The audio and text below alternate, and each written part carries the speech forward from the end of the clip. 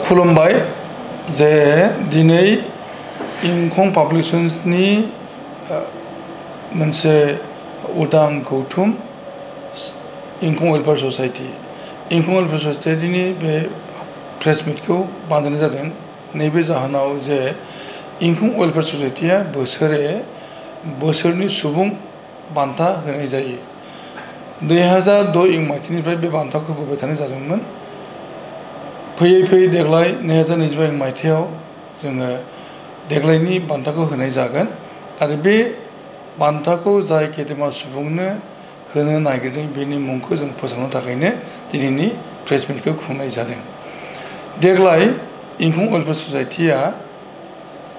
बोसोरनि सुबुं 2025 बान्थाखौ गथायनो थाखाय जुरि बर्ड दानानै होनाय जादोंमोन जुरि बर्डआ सालायजारि खालामनानै दांनाय बिलिरनाय खालामनानै बिजिरसंनानै सासे गेदेमानि मुं जोंनो दैथायहरदों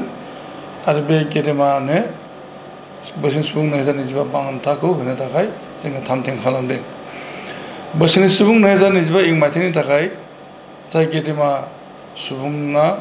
बान्थाखौ मोननो हादों बिनि मुंखौ जोङो दिनै फोसावनायाव जोङो नोंथांमोनखौ बयखौबो बरायदों दिनै जुरि बर्डनि जेनाखि नमिनेसन होनाय बोसोरनि सुबुं 2025 मायथाइनि थाखाय बिथां गेदेमानि मुङा जाहैबाय मुश्री सानसुमा कुमार बैसोमुतियारि सानसुमा कुमार बैसोमुतियारिया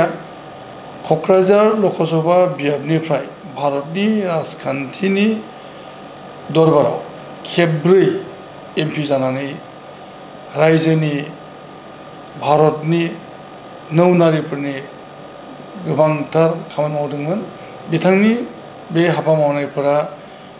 आसामनि बर' हारिखौ लाफानानै गासै ट्राइबेल सुबुं आरो सा सानजा भारत लोगोसे गासै भारत हादरनि गोग्लैसोना थानाय हारि हारिसाफोरनि थाखाय मोनसे जौगाखाङारि बिथिङाव जोबोद बिहोमा होदोंमोन आरो बिथांनि मावनाय दांनायफोरा उन जोलैनो गोबांथार बिहोमा होगोन एबा थुलुंगाखांहोगोन बे मिजिंखौ बे बिथिंखौ नोजोर होनानैनो जुरि बर्डआ इंखं वेलफेयार ससाइटिनो बे बान्थाखौ होनांगौनि थाखाय जोङो नमिनेसन हरनाय जादों जोङो बे बान्थाखौ फैगौ डिसेम्बर दानाव गथायनाय जागोन बबेखानि थि सान आरो जायगानि बेलायाव बान्था मोनग्राजों जों सावरायनाय जागोन आरो बिथांनि हास्थायनाय बादिनो जोङो दान एबा थारिख आरो थावनिखौ थि खालामनाय जागोन मिजिं खालामो बे हाबाफारियाव बान्था गथायनाय हाबाफारियाव जों बयनिबो साफ्रोमनिबो गासै थुलुंगागिरिफोरनि जोङो बाहागो लानायखौ मोनगोन आरो मदद मोनगोन मिजिं खालामो गेदेमा सानसुमा कुमार बैसोमुतियारिया जोंनि बे बान्था होनायखौ आजावगोन आरो उन समाव बिथांनि मावनाय दांनाया गासै सुबुं माहारिनि थाखाय मोनसे नेरसोन जानानै थागोन बेखौ मिजिं खालामबाय